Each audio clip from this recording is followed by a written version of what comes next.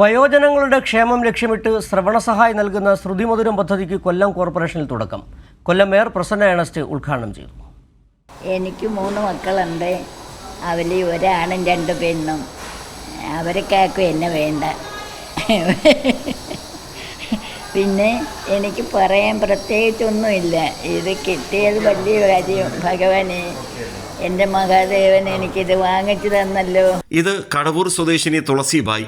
10 വർഷമായി പൂർണ്ണ കേൾവിശക്തി നഷ്ടമായിട്ട് ശ്രവണസഹായിയുടെ സഹായത്തോടെ കേൾവിശക്തി തിരികെ കിട്ടി. ആദ്യം പറഞ്ഞത് കൊല്ലം കോർപ്പറേഷന് നന്ദി. പിന്നെ പറയുന്നു മക്കളുണ്ടെങ്കിലും താൻ തനിച്ച്.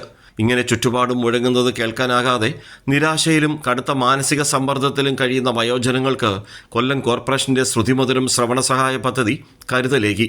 കൊല്ലം മേയർ പ്രസന്ന ഏണസ്റ്റ് വിതരണോദ്ഘാടനം നിർവഹിച്ചു. ശ്രവണ സഹായിയാണ് ഞങ്ങളിപ്പോൾ നിങ്ങൾക്ക് തരാൻ പോകുന്നത്. എനിക്ക് തോന്നുന്നു ഒരെണ്ണത്തിൻ്റെ വില 38,000 രൂപയാണ്.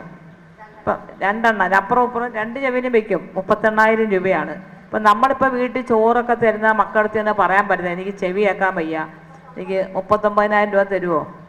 മറിച്ച് അത് കോർപ്പറേഷൻ ഗവൺമെൻറ് അതാണ് പറയുന്ന ഈ അച്ഛനമ്മമാരെ ചേർത്ത് നിർത്തിക്കൊണ്ട് നമുക്ക് പറ്റുന്ന സഹായങ്ങൾ ചെയ്തു കൊടുക്കാം. 60 ലക്ഷം രൂപ ചെലവിൽ 168 പേർക്ക് ശ്രവണസഹായം നൽകി. അഡ്വക്കേറ്റ് AK സവാദ് അധ്യക്ഷനായിരുന്നു.